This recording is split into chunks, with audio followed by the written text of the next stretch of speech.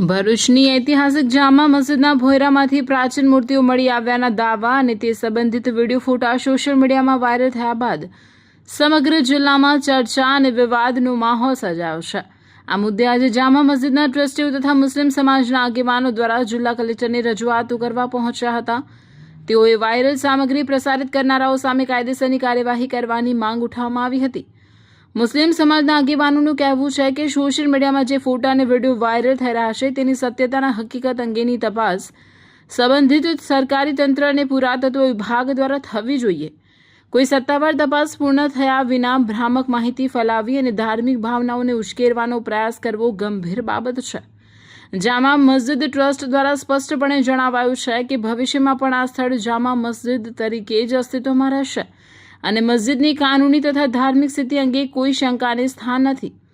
ટ્રસ્ટના પ્રતિનિધિઓએ જણાવ્યું હતું કે કેટલાક તત્વો સોશિયલ મીડિયાના માધ્યમથી અફવાઓ ફેલાવી સમાજમાં અશાંતિ અને ભયનું વાતાવરણ ઊભું કરવાનો પ્રયાસ કરી રહ્યા છે।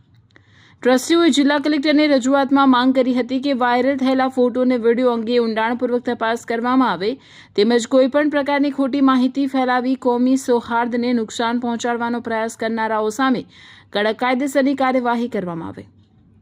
ઉલ્લેખનીય છે કે ગઈકાલે જામા મસ્જિદના ભોયરામાંથી જૈન તીર્થંકર મલ્લીનાથ સહિત હિન્દુ દેવી દેવતાઓની પ્રાચીન મૂર્તિઓ મળી આવ્યાના હોવાના દાવા સામે આવ્યા છે।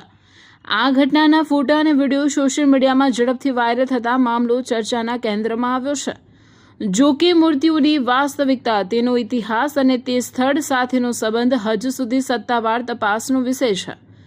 આ સમગ્ર મામલે હવે જિલ્લા વહીવટીતંત્ર, પુરાતત્વ વિભાગ અને કાયદો વ્યવસ્થા જાળવનારી એજન્સીઓની કાર્યવાહી પર સૌની નજર મંડાઈ છે। બીજી તરફ વિવિધ સમાજોના આગેવાનો પણ શાંતિ અને સૌહાર્દ જાળવવાની અપીલ કરી રહ્યા છે, જેથી કોઈપણ પ્રકારની અફવા કે ગેરસમજના કારણે કાયદો વ્યવસ્થાની સ્થિતિ ન બગડે।